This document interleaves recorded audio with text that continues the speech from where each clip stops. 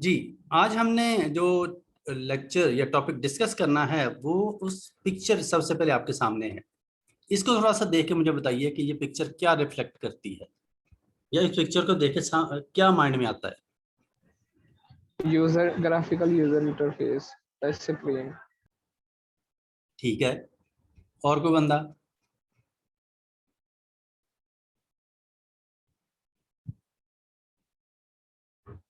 हर बंदा जो भी इसको देखेगा उस वो अपनी अंडरस्टैंडिंग के मुताबिक इसका मीनिंग लेगा कि यहाँ पे क्या हो रहा है।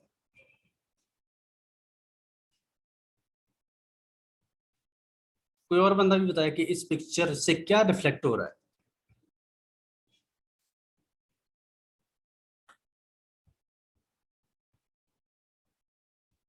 हसन बताओ। इंटरेक्टिव डिजाइन से सर। हैं, क्या है दोबारा बताओ।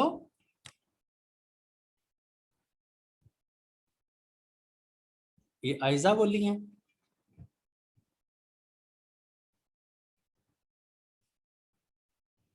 आयजा क्या है ये दोबारा बताना जरा।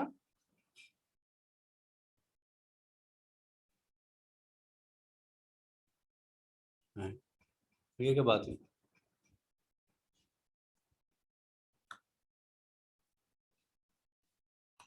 मेरी आवाज भी आ रही है आप लोगों को? नहीं, आ रही है सर। लेकिन बोल क्यों नहीं रहा कोई बंदा? सर मैं बोल रहा हूँ। तुम बोल रहे हो लेकिन मैं जो पूछ रहा हूँ उसके बारे में नहीं क्यों बोल रहा बंदा। वो बीबी है कि बोली कुछ, लेकिन एक लफ्ज बोल के भाग गई, पता नहीं किधर गई। सर क्या पूछ रहे हैं सर आप? मैंने ये पूछा था कि ये पिक्चर जो आपके सामने नजर आ रही है, इससे आपके माइंड में क्या आ रहा है, ये क्या चीज है, क्या हो रहा है यहाँ पे। सर ये मैं आपसे पूछने वाला था सर, इतना बड़ा टैब आया कहाँ से इस बंदे के पास? इतना बड़ा क्या? टैब सर, टैबलेट है ना सर ये? हाँ, तो ये सर ये कहाँ इतना से है? बड़ा मैंने आज तक नहीं देखा, पहली बार पिक्चर में देख रहा हूँ। अच्छा, सर एक सर बड़ा ये सारा इंटरफेस नजर आ रहा है। बड़ा इंटरफेस बड़ा बनाया सारा हुआ है सर डिस्प्ले। ये। सर ये बाकी ऐप्स इसके ऊपर कैसे चलते होंगे? वो तो डिजाइन इतने बड़े पार्ट के लिए नहीं किए गए, इतनी स्क्रीन के लिए। इस पे क्यों नहीं चलते होंगे? लास्ट टाइम हमने रिस्पॉन्सिव डिजाइन की एग्जांपल तो देखी थी। ये डिवाइस जितनी मर्जी सर बड़ी वो देखी थी। सर इसमें ये कॉफी बाहर पड़ी हुई है। कॉफी उसके नहीं ऊपर पड़ी उसके हुई ऊपर स्क्रीन ही है, के, कॉफी का कप। उसके ऊपर ही रखे है सर। उसी टेबल भी उसने इसको बनाया हुआ है। आजकल आपने कभी सुना कि जो डिफरेंट रेस्टोरेंट्स हैं, रेस्टोरेंट्स के अंदर अब मेन्यू जो है, जैसे वो पेपर पे या कार्ड के ऊपर छपा होता है कि जनाब ये डिशेस अवेलेबल हैं, तो अब वो कॉन्सेप्ट पुराना होता जा रहा है। अब टेबल ये जो यस है आपको सर। व्हाट्सएप कर वो देते हैं। वो अब वो टेबल स्क्रीन इस पे आ रहा टैब है या सारा स्क्रीन काम। की शक्ल की होती है, जिसके ऊपर सारा कुछ नजर आ रहा है, आप यहीं से ऑर्डर दें। ऐसे सर KFC मैकडोनल्ड पे सर ऐसे ही है। ऐसे है। लेकिन वो सर टेबल पे नहीं है, वो अलहदा से रखा हुआ है, उन्होंने टैब लगाए हुए हैं मुख्तलिफ और स्क्रीन्स लगाई हैं, उन पे सेलेक्ट करके आप जाके बैठ जाओ, ऑर्डर नंबर आपको मिल जाएगा। ठीक है, इसका मेन्यू वाला मतलब अभी सिस्टम तक नहीं ये है। चीज हमें नजर नहीं आती। लेकिन अगर उसी टैब को वो बड़ी किसी एलसीडी या इस फॉर्मेट में अगर टेबल के ऊपर रख दें, तो वो टेबल का काम भी करे और आपके इनपुट या आउटपुट डिवाइस के तौर पे भी काम करे, तो फिर ऐसे ही कैसा है? फिर ठीक है, लेकिन सर केचप वगैरह गिर गया, गिर जाए। चीज गिर गई। अब तो वाटर प्रूफ किसी ने प्रूफ और इस तरह की चीजें आ रही हैं। कि, आप नेट पे जरा चेक करके किसी ने देखें एलसीडी की टाइप्स। सर एलसीडी वो ऐसी आ मसला गई नहीं हैं है। अब कि आप जनाब वो उनको मसला ठुड्डे भी नहीं है। मार देना है तो वो नहीं टूटती। वो मसला नहीं है, अगर आफाक जैसे ने सीरी पावे गिरा दिए तो सर साफ नहीं होते ना फिर। तो गिर जाए, कोई इशू नहीं। जैसे मिसाल के तौर पे अपने सेल फोन के ऊपर अपना स्क्रीन का प्रोटेक्टर लगाते हैं, इस तरीके से इसके ऊपर भी लग सकता है शीशे का। तो सर वो साफ बड़ा फिर उसको करना पड़ेगा। तो करना तो पड़े, वो तो टेबल नहीं साफ करनी पड़ती। जैसे शीशा साफ हो जाता है सर, वैसे ही वो भी साफ हो जाएगा। हाँ, ऐसे जैसे ही। बाकी टेबल साफ होते हैं तो वो भी साफ हो जाएगा, इसमें क्या है। सर जी जी। मैनर्स भी तो होते हैं। मैं एक तो तुम ये मुझे समझ नहीं आती कि एक लफ्ज अब ये बोलने में गैर मैनर्स हो आफाक जाती है। को कौन सिखाए? वो सीरी पावे गिराता है, मैं क्या करूँ? भी कोई मैनेज का मतलब कि कोई बंदा जानबूझ के टेबल पे अपना खाना मिसाल के तौर पे वो अगर उसने कोई डिश ऑर्डर की है तो वो टेबल पे गिराने के लिए तो नहीं ऑर्डर करता। वो तो सर वो कभी गिर अनफॉर्चुनेटली जाता है मिस्टेकनली गलती गिर से। जाती है, अलग बात है। लेकिन हर बंदा ऐसे जो है वो जो खाना खा के उठता है वो टेबल खराब करके तो नहीं उठता। क्या ख्याल है? सर ये मुश्तबा की रखते हैं, ऐसी हैं। वो लहजा बात है कि मिस्टेकनली ये काम हो जाता है, लेकिन अदरवाइज जो इंटेंशन है आपकी वो तो खाना खाने की है, खाना गिराने की तो नहीं है। सर डिस्पोजेबल प्लेट्स होती है, उन्हीं में रह जाता है, वो टेबल तक आता ही नहीं ठीक आजकल। है, हम तो इस फैसिलिटी की बात कर रहे हैं कि ये क्या हो रहा है यहाँ पे अभी वो आयजा ने एक लफ्ज बोला था, वो लफ्ज बोल के गायब हो गई है, फिर दोबारा वो आती है तो आधे घंटे बाद एक लफ्ज बोल के फिर गायब हो जाती है। सर मैंने आपको मैसेज कर दिया चैट में। चैट में क्या मैसेज कर दिया, वो बाकी दुनिया में तो देखे सुने। हमें भी पता चला, नॉलेज में इजाफा हो। हाँ, ये तो मैं डिस्कस कर रहा हूँ चीजें ताकि सबको पता चले कि हम क्या डिस्कस करने वाले हैं आज। इसलिए मैं आपसे थोड़ा सा इनपुट या राय ले रहा हूँ कि ताकि थोड़ा सा आपको आइडिया हो कि ये क्या चीज है। ये बिल्कुल आयजा ने बताया सही है, इंटरेक्टिव डिजाइन इसने कहा है जी। अब ये अगर तो जिस सिंपल ये पिक्चर होती जो बैकग्राउंड पे नजर आ रही है, जो GUI है, फिर तो आप कहते हैं ग्राफिकल यूजर इंटरफेस है, लेकिन साथ में हाथ के साथ अगर उसको टच भी किया जा रहा है तो इसका मतलब कोई इंटरेक्शन भी हो रही है, end user yes sir, input दे रहा है या यूजर उसको क्लिक इंटरेक्शन भी हो कर रही रहा है। जी मुकद्दस कुछ कहना है? Yes sir. जी बताइए। सर मुझे ज़रा इमरजेंसी है, मैंने जाना है हॉस्पिटल, तो काइंडली मेरी अटेंडेंस लगा दीजिएगा। जी हसन बैठा, हसन मुझे रोल नंबर बता देना इनका। Okay sir. या हसन को मैसेज कर दो या चैट में मैसेज कर दो। Okay sir, thank you. इसमें क्या हो रहा है, कुछ ना कुछ जो यूजर है या एंड यूजर है वो इस ग्राफिकल यूजर इंटरफेस के साथ इंटरेक्ट कर रहा है। ठीक है, तो ये एक इंटरेक्टिव है। मिसाल के तौर पे ये अगर सिंपल ग्राफिकल यूजर इंटरफेस होता है जैसे हमारे विंडो का है, तो वो तो हम उसके साथ डायरेक्टली इंटरेक्ट नहीं कर पाते, बल्कि हम माउस या कीबोर्ड के साथ इंटरेक्शन करते हैं, उसके साथ इनपुट या आउटपुट देते हैं। जबकि ये जो सिस्टम है इसमें आप देख रहे हैं कि इसमें टच सिस्टम जो है उसके थ्रू बगैर किसी इनपुट डिवाइस के डायरेक्टली उसको टच स्क्रीन के तौर पे इनपुट डिवाइस के तौर पे हम यूज कर रहे हैं। ठीक है, जैसे हम सेल फोन को करते हैं कि उसके ऊपर हमें किसी भी आइकन वगैरह को क्लिक करना है तो माउस वगैरह की जरूरत नहीं है, जस्ट आप फिंगर टिक के साथ ये काम करते हैं। ठीक है, जो हमारा आज का टॉपिक है वो है जी इंटरेक्टिव सिस्टम। आज हमने इंटरेक्टिव सिस्टम्स को डिस्कस करना है कि इंटरेक्टिव सिस्टम क्या होते हैं। इंटरेक्टिव सिस्टम जो है ग्राफिकल यूजर इंटरफेस ही होते हैं। ये ठीक है, आपकी डेफिनेशन ठीक थी कि ये ग्राफिकल इंटरफेस है, लेकिन ग्राफिकल इंटरफेस की आगे भी बहुत सारी टाइप्स हैं कि उनमें से जैसे हमारा सिंपल विंडो का जो ऑपरेटिंग सिस्टम का जो डेस्कटॉप है वो ग्राफिकल यूजर इंटरफेस है, लेकिन वो इंटरेक्टिव तब होता है जब हमारा जो स्क्रीन है लैपटॉप की वो टच स्क्रीन हो। ठीक है, कि हम उसके साथ इंटरेक्शन कर लेते हैं। अदरवाइज हमें कोई तीसरी थर्ड पार्टी को टूल, कोई कीबोर्ड, कोई माउस ऐसी डिवाइस का यूज करना पड़ता है जिसके थ्रू हम इनपुट या आउटपुट देते हैं। Interactive systems are computer systems characterized by significant amounts of interactions between humans and the computer. जो इंटरेक्टिव सिस्टम्स हैं ये भी सॉफ्टवेयर की ही टाइप्स हैं, लेकिन इसमें जो ह्यूमन की तरफ से जो इंटरेक्शन है या इनपुट या उसको कमांड्स देने का जो अमल है वो बड़ा फ्रीक्वेंट होता है। ठीक है, मोस्टली जो काम है वो यूजर इस इंटरफेस के थ्रू ही करता है। And in interactive systems, the user and computer exchange information frequently and dynamically.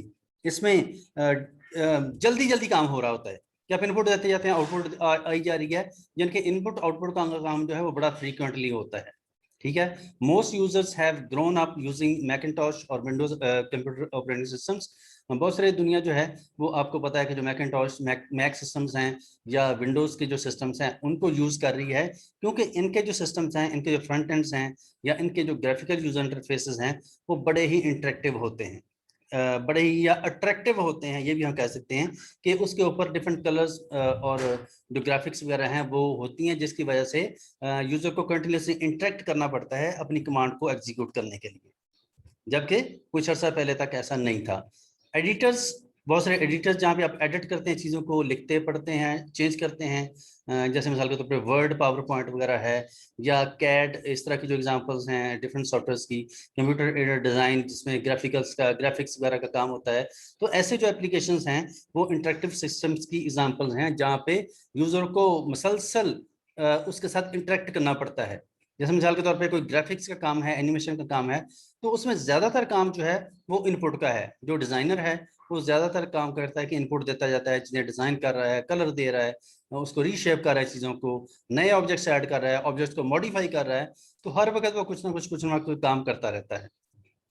जबकि जो दूसरे सिस्टम है, जैसे मिसाल के तौर पे लाइब्रेरी मैनेजमेंट सिस्टम है, तो लाइब्रेरी मैनेजमेंट सिस्टम में मिसाल के तौर पे लाइब्रेरियन अगर सिस्टम को खोल बैठा है, तो जब कोई यूजर आएगा तो फिर उसके बाद वो एक दो उसमें इनपुट करेगा, यूजर की आईडी देगा, बुक सर्च करेगा और बुक को इशू कर देगा और फिर से फारग है। यानी कि ऐसे सिस्टम में जो इंटरेक्शन है यूजर की वो कम है। Games and simulations are interactive systems. इस तरीके से गेम्स वगैरह जो हैं वो भी इंटरेक्टिव सिस्टम कहलाती हैं, क्योंकि गेम अगर आप खेल रहे हैं तो आप हर वक्त उसमें कोई ना कोई इनपुट दे रहे हैं। मिसाल के तौर पे कार की अगर रेस हो रही है तो मुसलसल आपको उसको एक्सीलेटर दबाना पड़ेगा, या लेफ्ट राइट टर्न करना पड़ेगा, या हर्डल से बचना पड़ेगा। फाइटिंग हो रही है तो उसमें मुसलसल आप जो आपका है क्या कहते हैं उसको, जो आपके भी आप पे लड़ रहा होता है,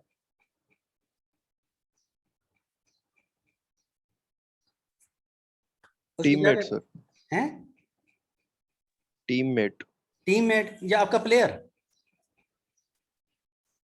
जो आप प्लेयर, यस सर, जो उस गेम के अंदर आपके बिहाफ पे आगे लड़ रहा होता है, जिसको आप ऑपरेट कर रहे होते हैं, उसको Yes, प्लेयर sir, कहते हैं। player. क्या कहते हैं प्लेयर ही कहते हैं सर।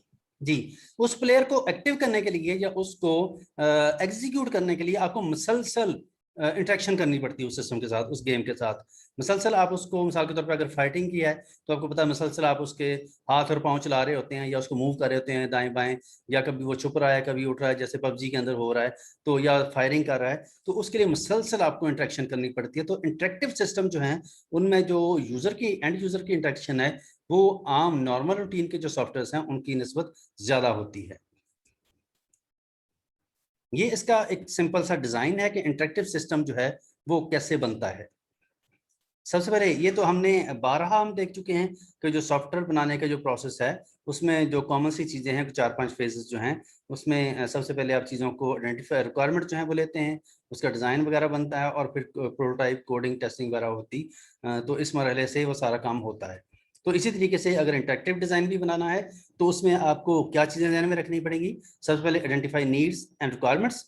आपको सबसे पहले जो रिक्वायरमेंट एनालिसिस है वो करना पड़ेगा, रिक्वायरमेंट गैदरिंग जिसको हम कहते हैं कि रिक्वायरमेंट गैदर करेंगे या कि नीड आइडेंटिफाई करेंगे, जो इंटरेक्टिव सिस्टम आप बना रहे हैं उसका पर्पस क्या है।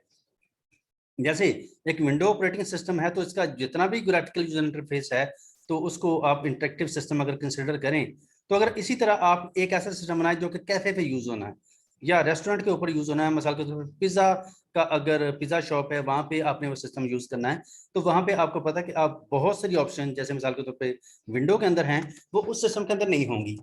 आपको ऑब्वियसली उस सिस्टम को पहले थोड़ा सा स्टडी करना पड़ेगा कि जनाब पिज़्ज़ा पे जो काम है, पिज़्ज़ा डिलीवरी का जो काम है या ऑर्डर टेकिंग का जो काम है पिज़्ज़ा शॉप पे, वो कैसे होता है, एक क्लाइंट आने के बाद कैसे बिहेव करता है, कैसे ऑर्डर देता है, कैसे वो प्रोसेस होता है और कैसे आउटपुट जो है यानी कि पिज़्ज़ा प्रिपेयर होने के बाद क्लाइंट तक सर्व होता है, पेमेंट पहले होती है बाद में होती है, ये सारी कहानी जो है ये आपको पहले आइडेंटिफाई करनी पड़ेगी। उसके बाद फिर आप उसको दूसरे मरहले पे चले जाएंगे, मिसाल के तौर पे उसको डिज़ाइन करेंगे। ठीक है जी, डिज़ाइन करने का मतलब ये है कि उसका कोई ना कोई आप प्लानिंग, उसका होमवर्क, वो सारा काम होगा। ठीक है जी, वो करने के बाद आप उस डिज़ाइन को डिपेंड करता है कि आप क्या करते हैं, फिर आप उसको बिल्ड की तरफ ले जाएंगे या कि डेवलपमेंट की तरफ से ले जाएंगे। डेवलपमेंट अगर हो जाती है उस इंटरेक्टिव सिस्टम की तो ऑब्वियसली उसकी टेस्टिंग होगी। ये जो एवेल्युएशन या एवेल्युएट है ये टेस्टिंग का प्रोसेस है जिसमें आप उस डिज़ाइन को एवेल्युएट करते हैं, टेस्ट करते हैं कि आपका जो इंटरेक्टिव सिस्टम है वो बिल्कुल ठीक रिस्पॉन्ड कर रहा है। अगर कोई इसमें इशू है तो वापस रीडिज़ाइन की तरफ चला जाएगा, या रीडिज़ाइन की मिसाल के तौर पे अगर रीडिज़ाइन की जरूरत नहीं है, अगर रिक्वायरमेंट के अंदर मसला है तो वहाँ से वापस आप आइडेंटिफाई रिक्वायरमेंट्स पे भी चले जाएंगे कि रिक्वायरमेंट्स ठीक कर लें, उसके बाद दोबारा फिर उस प्रोसेस को चला लें और एवेल्युएट पे आ गए। तो अगर एवेल्युएशन के दौरान वो सिस्टम बिल्कुल सक्सेसफुली लॉन्च हो गया, सॉरी लॉन्च का मतलब कि चल गया, आउटपुट ठीक आ गया, तो फिर आप उसको फाइनल प्रोडक्ट जो है उसको डिप्लॉय कर देंगे। ठीक है, ये सिंपल सा एक प्रोसेस है जिसमें दिखाया गया है कि एक इंटरेक्टिव सिस्टम डिजाइन करने के लिए आपको किन मराहिल से, फेजेस से गुजरना पड़ेगा। इसी सिस्टम को थोड़ा सा और एलेबोरेट करके यहाँ पे शो किया गया है कि मिसाल के तौर पे एक सिस्टम जो है जिसको अपने इंटरेक्टिव बनाना है, ऐसा सिस्टम जिसके साथ यूजर कंटिन्यूसली इंटरेक्ट करेगा, वो आम सॉफ्टवेयर से क्योंकि थोड़ा सा हटके होगा, इसलिए उसका जो डिज़ाइन है उस पर आपको फोकस करना पड़ेगा। इंटरेक्टिव सिस्टम जो है, मिसाल के तौर पे अगर ये पूरा सिस्टम, ये जो ब्लैक जो डार्क पीछे बॉक्स नजर आ रहा है, ये पूरा सिस्टम है, तो यूजर एक साथ इंटरेक्ट करेगा।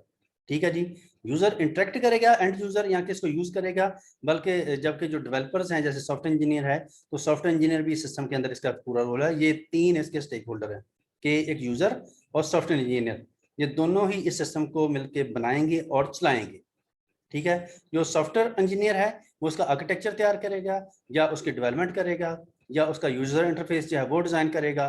टास्क हायरार्की की मिसाल के तौर पे जैसे हम यूज केस डायग्राम के अंदर करते हैं कि डिफरेंट जो टास्क या यूज केसेस हैं वो कौन से हैं, उनकी क्या सीक्वेंस क्या है, उनकी हायरार्की क्या है, वो किस हायरार्की के तहत आपस में एग्जीक्यूट होते हैं। क्योंकि हमने ये देखा कि वैसे अगर नॉर्मल डेली लाइफ के अंदर हम कोई एग्जांपल देखें तो उसमें समटाइम चीज़ों को एग्जीक्यूट करने का जो प्रोसेस है वो डिफरेंट हो जाता है। मिसाल के तौर पे आपने अगर खाना पकाना है तो आप उसमें मिर्चें पहले डाल दें या नमक पहले डाल दें, तो ये सीक्वेंस बदलने से कुछ नहीं होगा। ठीक है, लेकिन अगर आप सॉफ्टवेयर में ये काम करें तो फिर सीक्वेंस बड़ा जरूरी होता है। मिसाल के तौर पे जैसे एटीएम की एग्जांपल हम लेते हैं कि एटीएम में अगर आपने पैसे निकलवाने हैं तो आप कार्ड जो है मिसाल के तौर पे इंसर्ट करने के बाद पहले पैसे निकलवा लें और पिन कोड बाद में दें। तो आपने क्या किया, सिंपली थोड़ा सा सीक्वेंस चेंज किया स्टेप्स का, तो अगर थोड़ा सा चेंज करेंगे तो सारा काम ही खराब हो जाएगा। अगर ऐसे हो तो फिर जब आपने पैसे निकलवा लिए तो बाद में पिन कोड आप क्यों देंगे, क्योंकि आपका काम था पैसे निकलवाना। तो अगर ये काम आपका हो गया तो फिर आपने क्यों रुकना वहां पे, खाम का पिन कोड देते रहे। तो इसका मतलब है सॉफ्टवेयर में जो टास्क की हायरार्की है, जो सीक्वेंस है, वो बहुत जरूरी है। टास्क ओरिएंटेड स्पेसिफिकेशन, हर जो टास्क है उसकी क्या स्पेसिफिकेशन है। एक टास्क मिसाल के तौर पे वो यूजर ने परफॉर्म करना है या सिस्टम ने परफॉर्म करना है, वो उसकी मिसाल के तौर पे उसकी कैरेक्टरिस्टिक्स क्या हैं, कि वो कैलकुलेशन हो रही है, इनपुट ली जा रही है, आउटपुट दी जा रही है, डिफरेंट जो टास्क हैं वो क्या करेंगे, उनकी स्पेसिफिकेशन क्या है। ये सारी कहानी जो है ये मिल के एक इंटरेक्टिव सिस्टम जो है वो डिजाइन करने में हेल्प आउट करती है हमें।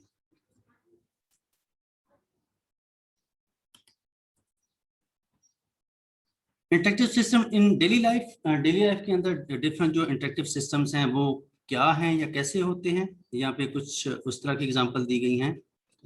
मिसाल के तौर पे यहाँ पे डिफरेंट जो इंटरेक्टिव सिस्टम्स हैं उनकी एग्जांपल्स हैं कि वो क्या क्या चीज़ें हैं। मिसाल के तौर पे मोबाइल टेलीफोन, क्योंकि सेल फोन हम जिनको कहते हैं, सेल फोन उसकी एक एग्जांपल है कि जो सेल फोन है वो इंटरेक्टिव सिस्टम की एग्जांपल है, जिसमें हम फ्रीक्वेंटली इंटरेक्शंस करते हैं सिस्टम के थ्रू।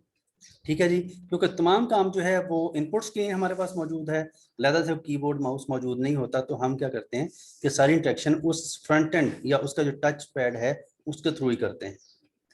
दूसरी कैश डिस्पेंसिंग मशीन्स, जिसमें आपको जैसे एटीएम मशीन जैसा की जो मशीन्स हैं, इसमें आपको पता है कि आप सारा काम जो है वो सारा इंटरेक्शन के थ्रू ही हो रहा होता है, कि आप कंटिन्यूसली बटन दबा रहे हैं, टच स्क्रीन के थ्रू ऑप्शन दे रहे हैं, पिन कोड दे रहे हैं, पिन कोड की वेरिफिकेशन होती है, आप ऑप्शन पे जाते हैं, आपने कैश विथड्रॉ करना है, यूटिलिटी बिल सबमिट कराने हैं, कैश ट्रांसफर करना है, कोई भी ऑप्शन है तो वो सारे आप इसी सिस्टम के थ्रू करेंगे। वर्ल्ड वाइड वेब का जितने भी काम है, मिसाल के तौर पे ऑनलाइन जितने भी सिस्टम्स हैं वो ज़्यादातर इंटरेक्शन के थ्रू ही चलते हैं।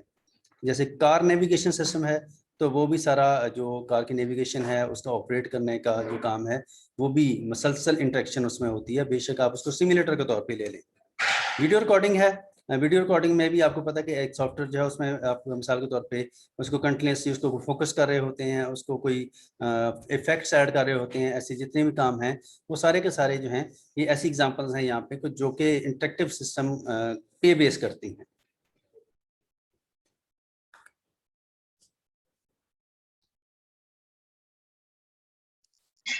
इसके बाद हम देखेंगे कि इंटरेक्टिव सिस्टम जो हैं वो उनकी डिफरेंट टाइप्स कौन सी अवेलेबल हमारे डिफरेंट तरह के इंटरेक्टिव सिस्टम्स अवेलेबल हैं, जो कि करंट जो सिस्टम है वो तो अब आपने देखा होगा, लेकिन जो पहले वाले सिस्टम्स थे वो स्लाइटली इससे डिफरेंट थे, स्लाइटली कह ले या एंटायरली डिफरेंट थे, इस सेंस में कि उनमें जो यूजर की इंटरेक्शन है वो बड़ी लिमिटेड थी। अब ग्राफिकल यूजर इंटरफेस जो हैं वो उसका दौर अब है। ये हमने शायद कुछ लेक्चर्स पहले आपको याद होगा हमने पढ़ा था जब हमने यूजर इंटरफेस की बात की थी कि जो यूजर इंटरफेसेस हैं वो 3 तरह के हैं, ग्राफिकल यूजर इंटरफेस, इसके अलावा वॉइस एनेबल्ड थे और जेस्चर बेस्ड थे। ठीक है, जो एडवांस टाइप्स हैं वो जरा कम हैं, लेकिन ग्राफिकल यूजर इंटरफेस जो है वो अब यूज हो रहा है। तो कुछ अर्सा पहले तक तो ग्राफिकल यूजर इंटरफेस भी नहीं था, या इसका दौर भी नहीं था, तो तब तो बड़ा ही बोरिंग काम था ये जो कंप्यूटर को ऑपरेट करने का या इसको यूज करने का या सॉफ्टवेयर को यूज करने का काम जो है। आमतौर पे अगर आपने किसी बैंक में अगर देखा हो जाके, अगर आपका एक्सपीरियंस हो कि बैंक के डिफरेंट जो ऑफिसर्स बैठे होते हैं वो किसी सिस्टम के साथ इंटरेक्ट कर रहे होते हैं, और उनका सिस्टम जो है वो आमतौर पे एक ब्लैक सी स्क्रीन होती है जहाँ पे कुछ ऑप्शंस आ रही होती हैं, ना कोई टेक्स्ट बॉक्स, ना कोई बटन, ना कोई मेन्यू, ना कलर, ना कोई आइकन्स, कुछ भी नहीं होता। बड़ा बोरिंग सा सिस्टम होता है उनका, ठीक है, जैसे डॉस प्रॉम्प्ट का सिस्टम होता है, डॉस बेस्ड सिस्टम्स। तो ऐसे सिस्टम के साथ काम करके भी बंदा थोड़ी देर बाद उकता जाता है, या बंदा इरिटेट होना शुरू हो जाता है, या बोरिंग फील करना शुरू कर देता है कि यार ये क्या सिस्टम है। जबकि अगर कलरफुल हो, एनिमेशंस हो या डिफरेंट ऑप्शंस हो उसके अंदर, तो फिर बंदा कदरे उसके साथ जरा इंटरेक्शन में रहता है या उसको यूज करते हुए बोर नहीं होता। तो सबसे पहले जो इंटरेक्टिव सिस्टम थे जी, वो थे जी कमांड लाइन सिस्टम्स, जिसमें डॉस प्रॉम्प्ट बेस्ड सारा काम होता था। कमांड लाइन जो है, मेरा नहीं ख्याल कोई भी स्टूडेंट ऐसा होगा जिसने कमांड लाइन सिस्टम जो है ये डॉस बेस्ड सिस्टम ना देखा हो। कोई बंदा है ऐसा इस दौर में जो कहे जी मैंने आज तक डॉस प्रॉम्प्ट वाला या कमांड सिस्टम वाला सिस्टम नहीं देखा ओएस?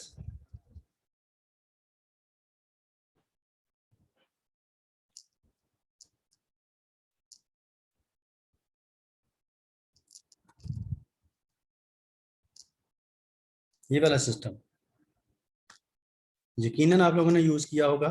इसमें जब नया नया कंप्यूटर आया था तो तब ये सिस्टम था। जो बैकग्राउंड पे आपको नजर आ रहा है कुछ सारी चीजें वो नहीं थी, जस्ट ये एक लाइन होती थी और ये एक कर्सर पे लिंक कर रहा है और सारी स्क्रीन ब्लैंक है। अब आपने जो भी करना है यहाँ पे लिख के करना है जनाब, इसको टाइप करते जाए, एंटर करते जाए, टाइप करते जाए, एंटर करते जाए, और आउटपुट आती जाती थी। जबकि ये काम जो है बड़ा ही बोरिंग था, इसमें जो भी काम आपने करना था वो लिख के करते थे। तो इसलिए ये कमांड्स थी जिनको रिमेंबर करना पड़ता था, याद करना पड़ता था, लिखना पड़ता था। तो लिख के रिमेंबर करने वाला काम जो है वो बड़ा ही बोरिंग था कि इसमें समटाइम आप चीज़ें मिस्टेक कर दे। मिसाल के तौर पर आपने एक लंबी स्टेटमेंट लिखनी है, कमांड लिखनी है, तो उसमें एक लफ्ज़ भी आगे पीछे हो गया या स्पेस आगे पीछे हो गई तो आपकी कमांड नहीं चलेगी। तो आपको वो काम दोबारा करना पड़ता था, दोबारा लिखना पड़ता था, एडिट करना पड़ता था। तो ये चीज़ें बड़ी थी। शुरू में तो इवन एडिट भी नहीं होता था कि अगर आपने एक लंबी लाइन लिखी और उसमें आपने कहीं मिस्टेक कर दी तो आपको दोबारा टाइप करनी पड़ती थी। ठीक है, कुछ इस तरह का इंटरफेस जो है वो कुछ ही साल पहले था, बहुत पुरानी बात नहीं है ये। लेकिन आप लकी हैं कि आपके दौर में ये काम नहीं है। अब जनाब ये डॉस बेस्ड काम नहीं है, अब इसके जो नेक्स्ट वर्जन है वो आ चुका है। उसके बाद जो दूसरा उसकी फॉर्म आई या उसके एडवांस फॉर्म आई इंटरेक्टिव सिस्टम की, वो थी menu form and dialog based systems, जिसमें कदरे थोड़ी सी जो मॉडिफिकेशंस आई और कुछ ना कुछ जो है वो मेन्यूज या ऑप्शंस, जैसे मिसाल के तौर पे अगर आपने टर्बो सी का आपने देखा हो इंटरफेस, टर्बो सी का इंटरफेस किसी ने यूज किया जी जब आपने सी पढ़ी होगी या C++? सर मैंने किया। हाँ, वो अब लोग कम यूज करते हैं इवन, और उसके पैरेलल या उसके अल्टरनेट बहुत सारे आ गए हैं। लेकिन जो टर्बो सी का जो इंटरफेस है उसमें अगर आपको याद हो तो उसमें कदरे जो है वो कलर भी नजर आते हैं और कर्सर भी नजर आता है। ठीक है, लेकिन बड़ा ही लिमिटेड सी ऑप्शंस होती हैं कि बड़े लिमिटेड हद तक आप उसमें काम कर सकते हैं। जैसे यहाँ पे बड़ा फ्रीली आप डिफरेंट आइकन्स को दबा रहे हैं, वो मुख्तलिफ चीजें, वहाँ पे आइकन वगैरह नहीं थे, लेकिन कुछ ना कुछ मेन्यूज वगैरह उसमें नजर आते थे। कुछ डायलॉग बॉक्स नजर आ गया, मिसाल के तौर पर आप Alt F9 करते हैं तो आपकी स्क्रीन के ऊपर एक आल्ट जो डायलॉग बॉक्स है वो खुल जाता था, मेन्यू आप खोल लेते थे। इस तरह की लिमिटेड सी ऑप्शंस थी, वो था मेन्यू फॉर्म और डायलॉग बेस्ड सिस्टम्स। ठीक है, यानी कि थोड़ी सी मॉडिफिकेशन आई। उसके बाद फिर और एनहेंसमेंट आई है, तो उसके बाद फिर जाके ग्राफिकल यूजर इंटरफेस आया जिसको हम GUI सिस्टम कहते हैं या GUI भी इसको कहते हैं। GUI को GUI भी कहते हैं, आमतौर पर प्रोनाउंस करते हैं इसको कि GUI भी सिस्टम जो है वो अब करंटली राइज हैं या इसका दौर है। ठीक है जी, तो अब जो सिस्टम है ये तकरीबन 1980 से इसकी एवोल्यूशन शुरू हो चुकी थी ग्राफिकल यूजर इंटरफेस की। लेकिन जो करंट हमारे पास फॉर्मेट मौजूद है ये उस वक्त तो नहीं था, अब ग्रेजुअली ये इम्प्रूव होता होता आया है। इवन आप अगर थोड़ा सा ही पीछे चले जाएं तो विंडो 98 और इस तरह की जो विंडो 97 वगैरह 90 इस तरह की जो विंडोज़ हैं उनमें इस तरह के जो ग्राफिक्स हैं वो नहीं थी जिस तरह की करंट विंडो 7 के अंदर, विंडो XP के अंदर या विंडो 10 के अंदर मौजूद हैं। तो हर आने वाला जो ऑपरेटिंग सिस्टम है वो आपको पता है कि कोई एडवांसमेंट लेके आ रहा है या अपग्रेडेशन लेके आ रहा है, जो और ख़ास तौर पे जो अपग्रेडेशन है वो ग्राफिकल यूज़र इंटरफेस के हवाले से है। बाकी फीचर भी हैं, बाकी फीचर भी इंप्लीमेंट हो रहे हैं या अपग्रेड हो रहे हैं, लेकिन जो ग्राफिकल यूज़र इंटरफेस है जिसके थ्रू यूज़र ने इंटरेक्ट करना है, इस पर खास तौर पे बहुत ज़्यादा फोकस किया जा रहा है। और जैसे जैसे ये सिस्टम जो है वो अपग्रेड होते जा रहे हैं, वैसे वैसे आपको पता है कि जो मेमोरी कंजम्पशन है या स्टोरेज कंजम्पशन वो भी बढ़ती जा रही है। अगर आप विंडो 97 देखें तो वो बड़ी ही थोड़ी स्पेस लेती थी इंस्टॉल होने के लिए, जबकि विंडो एक्सपी या इसके बाद जो रेवोल्यूशन आई है उसके बाद आपने देखा कि अब बहुत ज्यादा स्पेस लेती है विंडोज जो है। A good interactive system is one where, एक अच्छा इंटरेक्टिव सिस्टम कैसा होगा जिसमें user can easily work out how to operate the system in an attempt to achieve his goals, जिसमें सबसे पहले इजीनेस हो कि यूजर जो है बड़े आराम से कोई भी काम कर सके, उसको कोई ढूंढनी ना पड़े चीज, उसको टेंशन ना लेनी पड़े, हेल्प ना लेनी पड़े, बल्कि सेल्फ एक्सप्लेनेटरी किस्म का जो यूजर इंटरफेस हो। इसीलिए मैं शायद पहले भी आपसे कहा था कि मोस्टली जो यूजर हैं वो विंडो ऑपरेटिंग सिस्टम को क्यों यूज करते हैं, क्योंकि इसके ऊपर काम करना बड़ा आसान है, इसको समझना, इसको समझाना, इसकी हेल्प, हर चीज बड़ी अवेलेबल है। तो मोस्टली जो यूजर हैं जो कि सिस्टम यूज कर रहे हैं वो ज्यादातर जो है उनकी परसेंटेज वो इसी सिस्टम की है, विंडो बेस्ड सिस्टम्स की।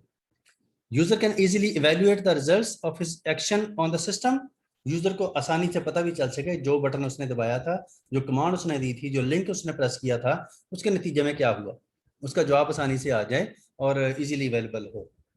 तो ये दो बड़ी कैरेक्टरिस्टिक्स हैं किसी भी एक अच्छे इंटरेक्टिव सिस्टम की।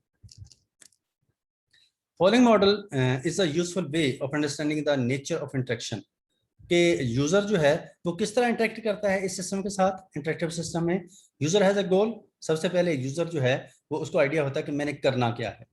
मिसाल के तौर पे अगर वो आइकन क्लिक करने लगा है तो ऑब्वियसली उसके पहले माइंड में होता है कि मैंने करना क्या है, मैंने एंटीवायरस चलाना है, मैंने विंडो मीडिया प्लेयर चलाना है, मैंने सिस्टम को स्कैन करना है, मैंने कोई मिसाल के तौर पे कोई एडिटर खोलना है। सबसे पहले उसके माइंड में कुछ चीज़ होती है, फिर वो उसकी कोई ना कोई कमांड देता है या क्लिक करता है।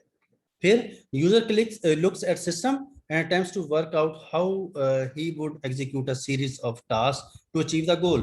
फिर समटाइम ये होता है कि यूजर ने अगर कोई टास्क परफॉर्म करना तो उसके लिए उसको एक से ज़्यादा टास्क या सीरीज ऑफ स्टेप्स परफॉर्म करने पड़ते हैं। जैसे हम इंटरेक्टिव सिस्टम की एग्जांपल हम एटीएम अगर लें तो एटीएम के ऊपर आपको पता है कि अगर आपने पैसे निकलवाने हैं तो आप कोई एक बटन प्रेस करने से आपके पैसे नहीं निकलेंगे, बल्कि आपको तो 3-4 स्टेप्स परफॉर्म करने पड़ते हैं, फिर जाके आपका काम जो है वो कंप्लीट होता है, यानी कि आपके पैसे निकलते हैं। उसमें आपको पता है कि कार्ड इंसर्ट करने से लेके pin code, different options, amount enter करना, वो सारा कुछ जो है, फिर रसीद की वेरिफिकेशन कि आपने रसीद लेनी कि नहीं लेनी, वो कुछ 4-5 स्टेप्स से गुजरते हैं तो फिर आपका काम होता है। तो आपको उसकी अंडरस्टैंडिंग पहले लेनी पड़ती है कि जनाब ऐसे नहीं कि आप मुंह उठा के कोई बंदा जो उसे कार्ड बन गया तो जाके यूज करना शुरू कर दे, उसको थोड़ा सा पहले देखना पड़ेगा कि यार एटीएम से मुझे पैसे निकलवाने के लिए किन स्टेप से गुजरना पड़ेगा।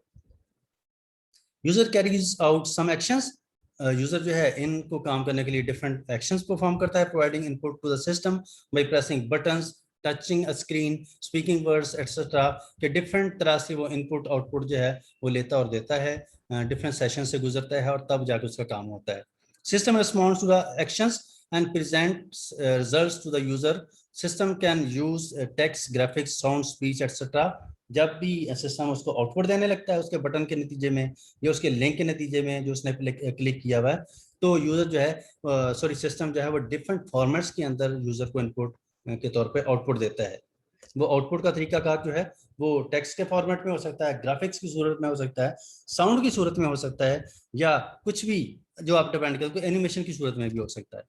ये हमने जब आर्किटेक्चर स्टाइल्स हम पढ़ रहे थे शायद, तो तब हमने देखा था कि जनाब जब आप कोई आउटपुट सिस्टम से लेते हैं तो आमतौर पर जो उसका डिजाइनर है वो डिसाइड करता है कि उसने आउटपुट आपको किस फॉर्मेट पे देनी है। लेकिन अगर आप रन टाइम पे ये ऑप्शन डाल दें उसमें सिस्टम के अंदर कि यूजर जो है वो किस फॉर्मेट में अपनी आउटपुट देखना चाहता है या लेना चाहता है, तो फिर बड़ा ही इंटरेक्टिव सिस्टम होगा। ऐसे सिस्टम को हर बंदा ही प्रेफर करेगा। मिसाल के तौर पे मुझे रिटर्न नहीं चाहिए, मुझे मिसाल के तौर पे मेरे पास देखने का भी टाइम या नहीं है, मैंने सिस्टम को क्लिक किया और मैं गाड़ी चला रहा हूँ तो मैं जनाब सिस्टम की तरफ नहीं देख सकता, तो मैं ही चाहता हूँ कि यार वो सिस्टम बोल के मुझे बता दे। जैसे आप मिसाल के तौर पे अगर कॉल करते हैं तो कॉल अगर मिसाल के तौर पे अटेंड नहीं हो रही या बंदा अवेलेबल नहीं है तो उसका जो जवाब है या उसका रिस्पॉन्स या उसका अगर एरर आ गया तो उसका जवाब जो है वो ऑडियो के फॉर्मेट में आता है कि आपका मतलूबा नंबर जो है वो मुयसर नहीं है या वो बंद है या ब्लॉक है, किस सिचुएशन में है, वो सारी कहानी आपको ऑडियो के फॉर्मेट में दी जाती है। ठीक है, क्योंकि उन्होंने देखा कि जनाब सुन तो हर बंदा सकता है ना, पढ़ हर बंदा नहीं सकता। अगर वही जो मिसाल के तौर पे कॉल मैंने की, आगे से बंदा बिजी है उसका नंबर, तो बिजी का मैसेज रिटर्न में मुझे आ जाए, तो अगर मैं अनपढ़ हूं तो मुझे तो नहीं पता चलेगा क्या हुआ, मैं तो देखता रहूंगा यार मेरी कॉल क्यों नहीं जा रही। लेकिन अगर वही चीज रिटर्न फॉर्मेट में ऑडियो के फॉर्मेट में आ गई है तो आपको पता कि हर बंदा जो है वो तकरीबन सुन लेता है। वो अलहदा बात है कि उसका सुनने का कोई मसला हो तो वो अलहदा एक सिचुएशन है, लेकिन जो एवरेज जो यूजर हैं सेलफोन के, वो उनके कान ठीक होते हैं तभी वो सेलफोन यूज करते हैं। तो इसका मतलब है कि जब आप एक इंटरफेस डिजाइन करते हैं इंटरेक्टिव सिस्टम, तो तब आप देखते हैं कि इसका एंड यूजर कौन सा है और वो एंड यूजर किस फॉर्मेट में इनपुट देगा और किस फॉर्मेट में आउटपुट लेना चाहेगा। ठीक है, आप अपनी मर्जी से ये काम नहीं करते, बल्कि जो आपके टारगेट ऑडियंस हैं, जो आपके एंड यूजर हैं, उनको ज़हन में रखते हुए काम करते हैं। User looks at the results of his actions and attempts to evaluate whether और not the goal have been achieved. User के पास जब आउटपुट आ जाती है तो उसके पास टाइम होता है कि जनाब उसको देख ले कि क्या उसकी आउटपुट ठीक आ गई है। ठीक आ गई है तो एक्सेप्टेबल है जी, उसका प्रिंट लेना है प्रिंट ले ले, कॉपी फाइल सेव करनी है तो सेव कर ले, पीडीएफ बनानी है बना ले, या अगर खुदा ना खास्ता रिजल्ट गलत आया है तो अपने उस काम को दोबारा से चला ले या दोबारा से एग्जीक्यूट कर ले, दोबारा कमांड दे तो काम दोबारा हो जाएगा। जैसे बिल्कुल आप मिसाल के तौर पे वॉइस के थ्रू अगर आप कमांड देते हैं सिस्टम को कि जनाब फलां नंबर है उसको डायल कर दो, अगर आपने कमांड दी और नंबर सही डायल नहीं हुआ तो आप फौरन उसको वैल्यूएट करते हैं कि हो मैंने अपने फादर को कॉल करनी थी, ये तो किसी और को कॉल होगी, तो आप फौरन उसको कैंसिल करके दोबारा फिर कमांड देते हैं। ठीक है, तो ये ऐसे ही है कि जब आपकी आउटपुट आपके सामने आ जाए तो आप उसको वैल्यूएट करते हैं और देखते हैं कि जनाब मेरी जो रिक्वायर्ड आउटपुट थी वो आ गई कि नहीं आ गई। ये फ्यूचर है जी। फ्यूचर के अंदर जो है वो इंटरेक्टिव सिस्टम जो है वो किस तरह के होंगे या किस तरह आपको फैसिलिटेट करेंगे। इनमें से अगर हम देखेंगे, इनमें से बहुत सी चीज़ें जो इम्प्लीमेंट हो चुकी हैं। ये एक ऑथर ने ये चीज़ें, किसी बुक के ऑथर ने ये चीज़ें लिखी हैं कुछ साल पहले, तो ज़ाहिर उस वक्त ये चीज़ें नहीं होती होंगी, लेकिन अब तक काफ़ी चीज़ें इम्प्लीमेंट हो गई हैं। मिसाल के तौर पे इंटरेक्टिव सिस्टम जो है वो डेली लाइफ के अंदर आपको कैसे फैसिलिटेट करेंगे फ्यूचर के अंदर। सबसे पहली ऑप्शन है जी the home medical advisor. Home medical advisor एक इंटरेक्टिव सिस्टम की एग्जांपल है, जो आप मिसाल के तौर पे जब आप FYP बनाएंगे तो आप भी इनमें से आइडियाज ले सकते हैं कि आप अपने FYP के तौर पे क्या चीज़ बनाएंगे। मिसाल के तौर पे होम मेडिकल एडवाइजर जो है ये वेबसाइट उस सिस्टम की एग्जांपल है जो कि सेंसर बेस्ड सिस्टम होगा, जो कि घर के अंदर इंस्टॉल होगा और चलते फिरते जब जो भी घर में अवेलेबल लोग हैं वो उनके जो बॉडी का टेम्परेचर, उसका जेस्चर, उसका जो जितने भी फीचर हैं उसके, उनको ऑटोमेटिकली मॉनिटर करता रहेगा। और अगर खुदा ना खास्ता उनमें को अनयूजुअल कोई सिचुएशन हुई तो ऑटोमेटिकली आपका जो डॉक्टर है वो उसको कॉल कर देगा। मिसाल के तौर पे घर में कोई बुजुर्ग मौजूद हैं, ठीक है जी, आपने वो सिस्टम इंस्टॉल किया हुआ है, लगा हुआ सेंसर लगा हुआ है उनके पास, तो वो मॉनिटर करता रहेगा कि इस बुजुर्ग की फॉर एग्जांपल जो है हार्ट बीट जो है उसका क्या रेट चल रहा है।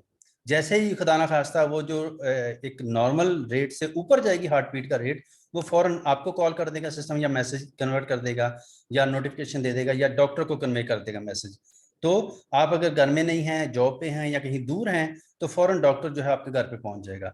तो अब क्या हो रहा है कि बगैर किसी अटेंडेंट के, मुलाजम के, आपका जो सिस्टम है वो घर बैठे आपका काम कर रहा है और आपको इंटीमेट कर रहा है। दूसरा हो सकता है digital picture frames. Give this frame to a friend or relative. When you have taken a new picture, you want them to share. Simply email the picture direct to the frame.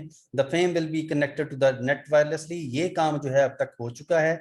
शायद आपको idea हो कि sometime होता है कि जब आप picture खींचें तो डायरेक्टली सिस्टम जो है आपका वो आपकी जो पिक्चर्स हैं जिसको आप ईमेल करना चाहें साथ साथ मेल भी करते जाएं। अक्सर ऐसा होता है जब पिक्चर खींचते हैं तो वो फौरन शेयर की ऑप्शन आती है उस पर। ठीक है, कि आप शेयर करना चाहेंगे, शेयर का बटन दबाएं तो वह पूछता है कि जनाब आपने व्हाट्सएप से शेयर करना है, मेल से शेयर करना है, किससे करना है, वो सारी ऑप्शन आ रही होती हैं।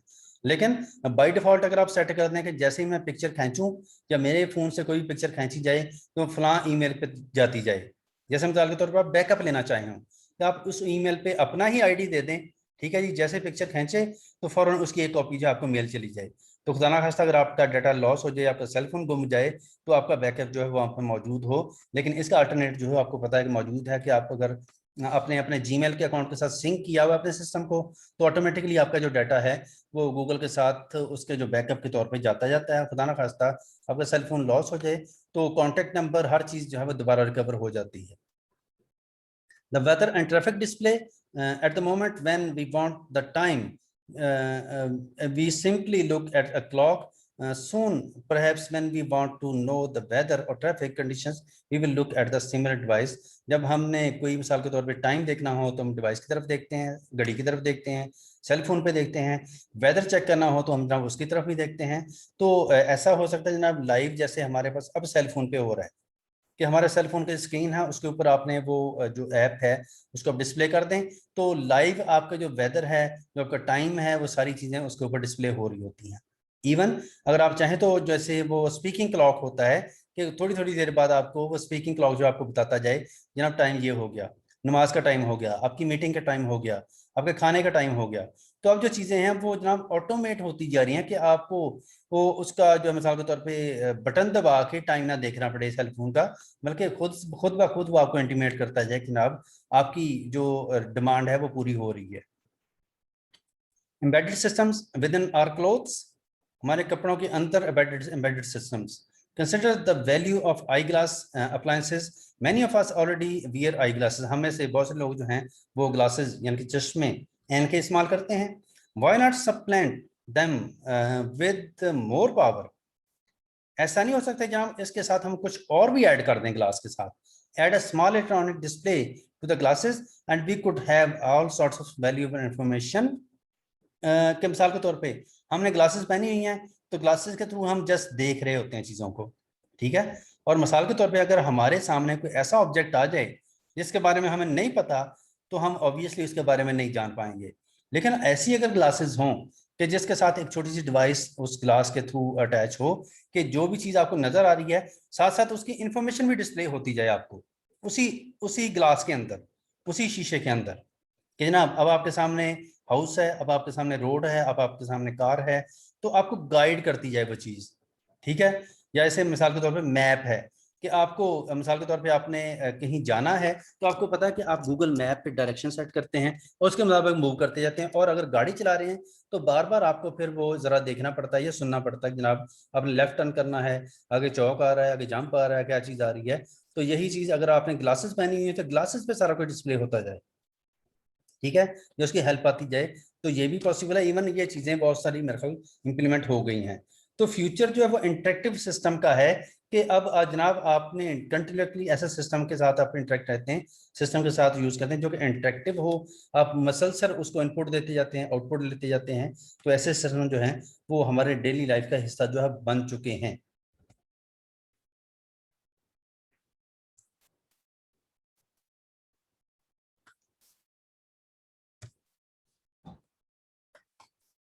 बस जी ये था जी आज का लेक्चर।